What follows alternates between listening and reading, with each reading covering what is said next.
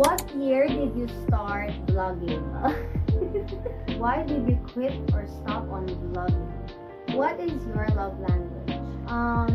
How much is your tuition fee? You have to pay that kind of high amount of money. My boyfriend ka na ba? Charot.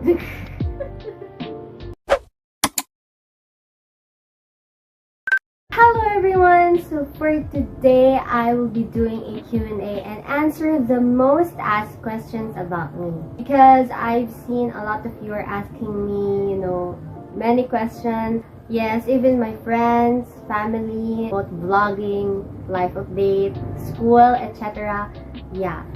So here I am to answer all of your questions about me.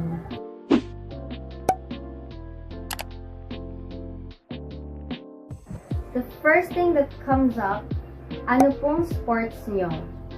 Well, actually wala akong sports talaga. But the most thing that I want to play is Scrabble. Like, super hilig ko sa Scrabble. But, hindi pa ako yung tipong sumasali talaga sa mga, laban or anything. Wala pa namang ganon. So, yun. Wala akong sports, but my favorite is Scrabble. What year did you start vlogging?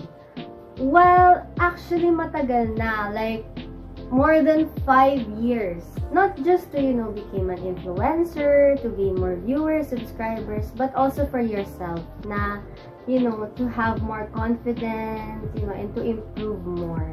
Ganon. Being rich or being happy?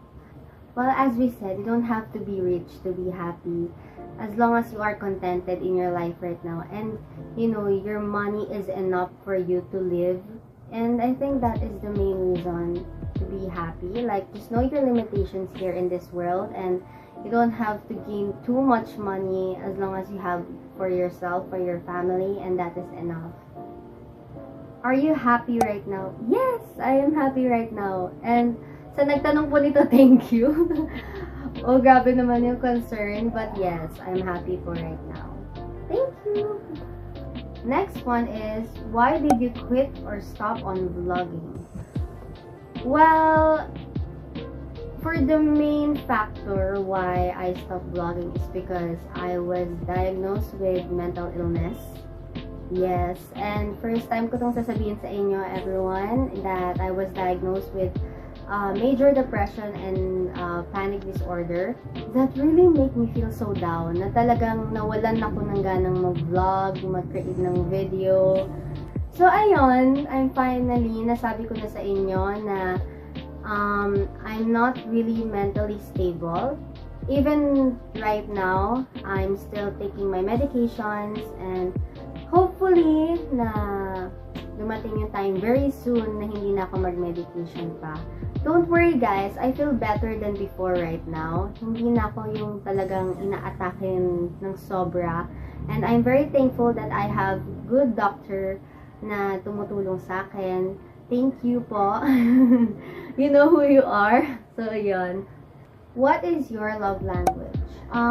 For me, it's quality time because it is important to spend time with your family, friends, as a couple, etc. And take it as one of your memories, diba?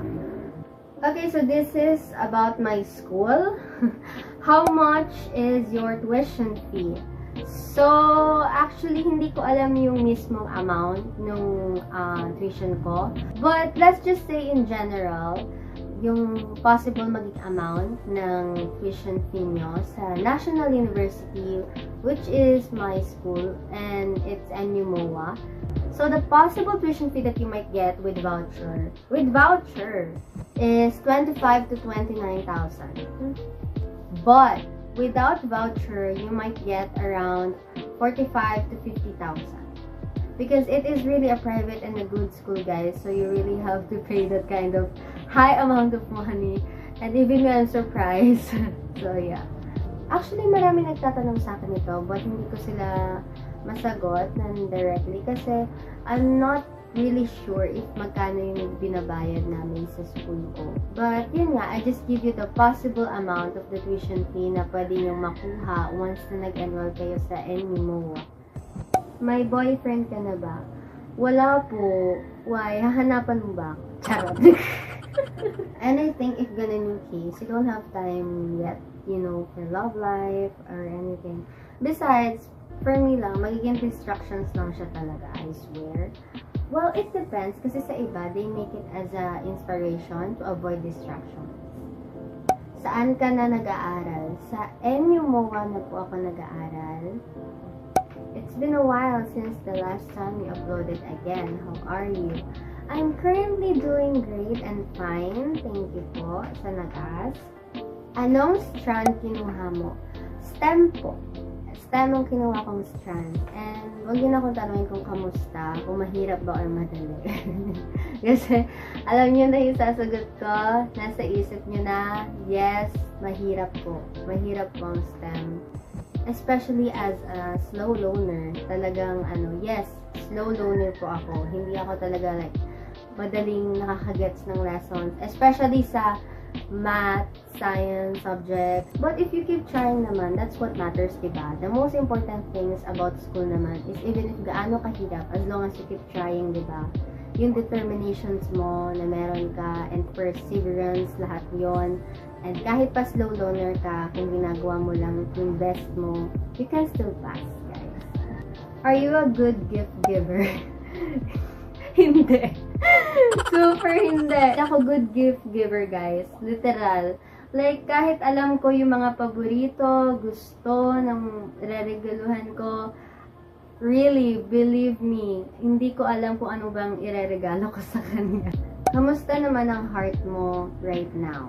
My heart is currently happy, guys, and wag niyo na muna siyang pakialaman.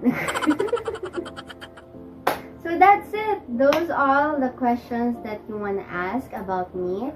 And I hope na nasagot ko lahat ng questions ninyo na nandito. And diilan lang yung mga nakuha ko. So I'm sorry if hindi ko nakuha yung iba. But I promise na makakuha ko rin sila once I make another vlog like this. So please like this video if you want this kind of videos or not.